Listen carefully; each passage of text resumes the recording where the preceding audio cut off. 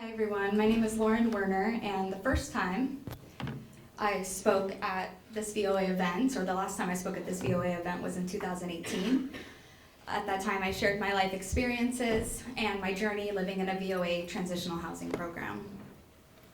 I also shared my goals of going to college and my passion to someday find work and making my community a better place.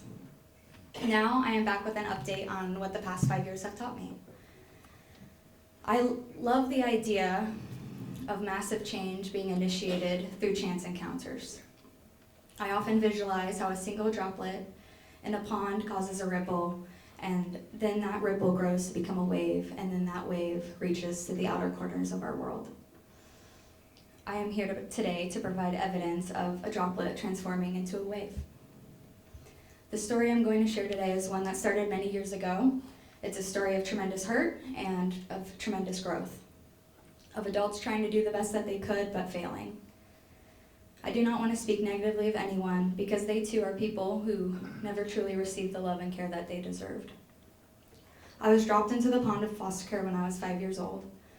I was moved to 10 different homes over the course of 1 year, and from that emptiness I experienced from being detached from my mother, my mind went to dark places that I had never known of before.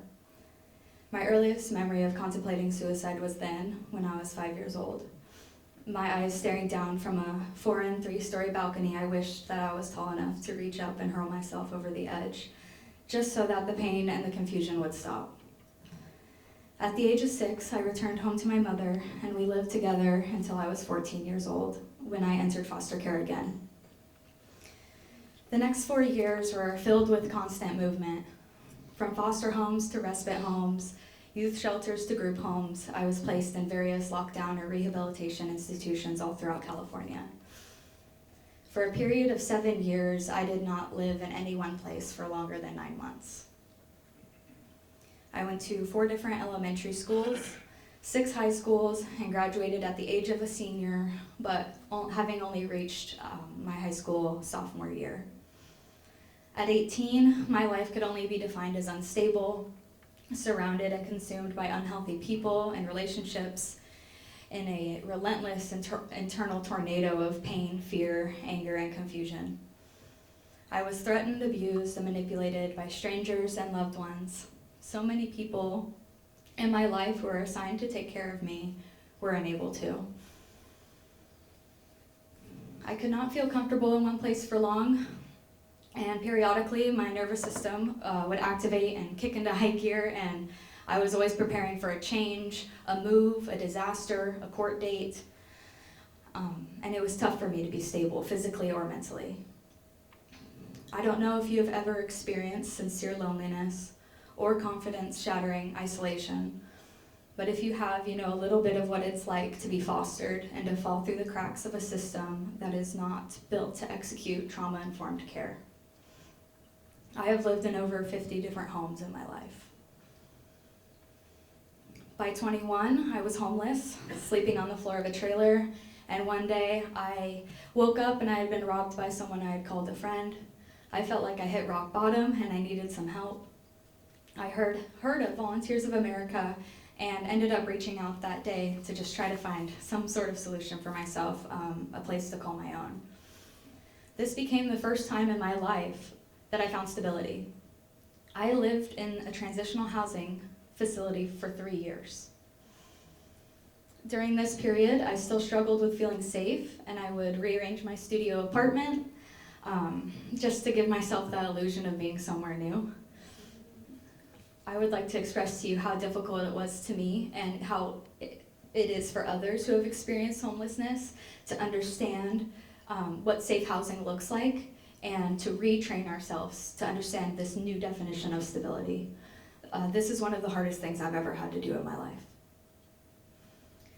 During my higher educational journey, I dropped out of college 3 times. I attended 6 community college campuses and 1 CSU. It was not due to a lack of trying or working hard, it was just a struggle with understanding routine and stability. The professional support that I received at Volunteers of America is the only reason I am here today. Honestly, the high quality therapy, the personalized wraparound services, and understanding from advocates, staff, and other residents gave me a sense of belonging that I had never experienced before. I found my people. They were there for me on my journey when no one else was, and they gave me a foundation in order to start making healthier goals for myself. A wonderful thing happens to those who face great adversity. They develop an amazing resilience and a massive capacity for obscene situations.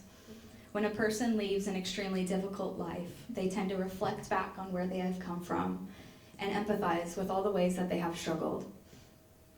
I believe this is why so many VOA staff members, social workers, and people who advocate for the underrepresented and misunderstood were once in a similar situation themselves.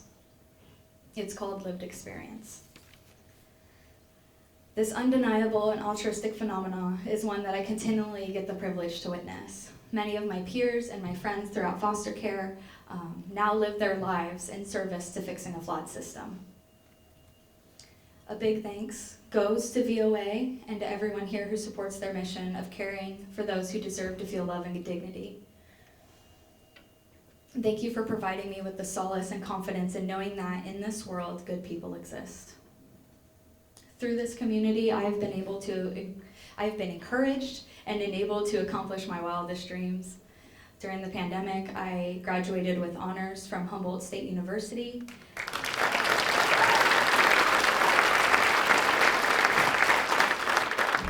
Thank you. I received my bachelor's in international studies, and I had a concentration in global culture, and I was also able to double minor in political science and francophone studies. For my graduation, 3 of my most supportive VOA staff members, one of them, our very own Christy Holdereger, drove all the way up to Arcata from Sacramento to celebrate with me, even though I was no longer a VOA resident.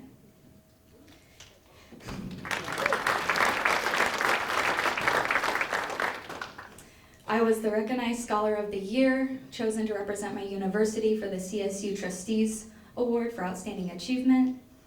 The city of San Francisco has recognized me for my resilience in my education. Last year, I was a featured speaker at the John Burton Advocates for Foster Youth Blueprint Conference in Long Beach. I have been able to be an advocate, ambassador, artist, harm reductionist, and emergency medical responder at music events and festivals all across our beautiful state of California, as well as Nevada, Arizona, and Canada.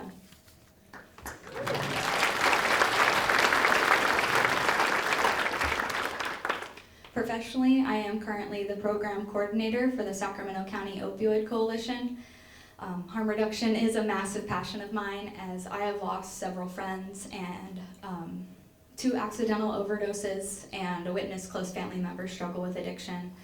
I get to travel and to teach others how to recognize and respond to an opioid overdose with or without the magical power of naloxone. In my creative realm, I've been a featured collage artist in galleries in California and Canada, and have had some of my work even published in a magazine. I brought some of those pieces here today. They're at the back of the room for those interested in looking through my eyes for a moment. Finding my voice has helped me be there for so many other people, and it has helped me change the way that I show up for myself. I have become this wave created by a droplet of hope. Breaking the cycle, finding our voices, and dedicating our lives to helping others are all ways that we can continue to create a ripple effect in this world. Thank you for the honor of this moment, not only for sharing your valuable time and energy, but also for expanding your capacity for love and your passion for cultivating a more caring community.